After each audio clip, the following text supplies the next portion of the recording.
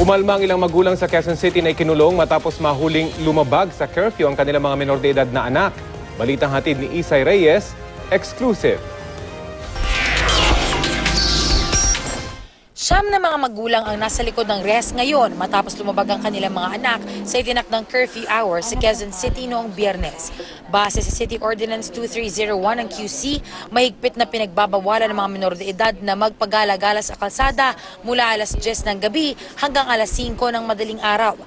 Pinapatupad na po itong batas na to para mabawasan po natin yung mga menor de edad na nakakapag-commit ng crimes, especially physical injuries pag nalasing na. Hindi mapigilan ni Aling Estelita na mapaiyak. Nadamay lang daw ang 17 taong gulang niyang anak na pauwi na sana noong mga oras na iyon. Dahil nakasaad sa ordinansa na mga magulang ang mananagot sa paglabag ng kanilang mga anak, si Aling Estelita ang nakulong.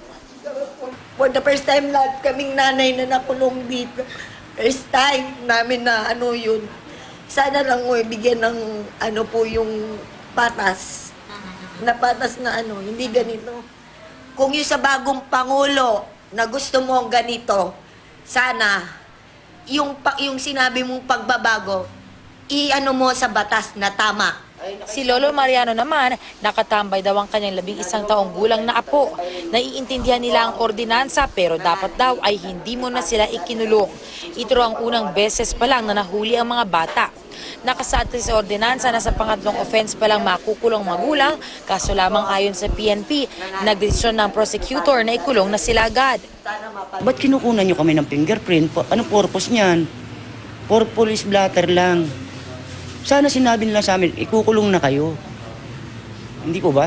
Unang-una yung bata, aminado yung bata na curfew. Nakita nilang meron talagang lapses on the part of the parents, guardian. The reason why sila po is detained as charged at sila po ay magpo-post ng bail 2,000 pesos.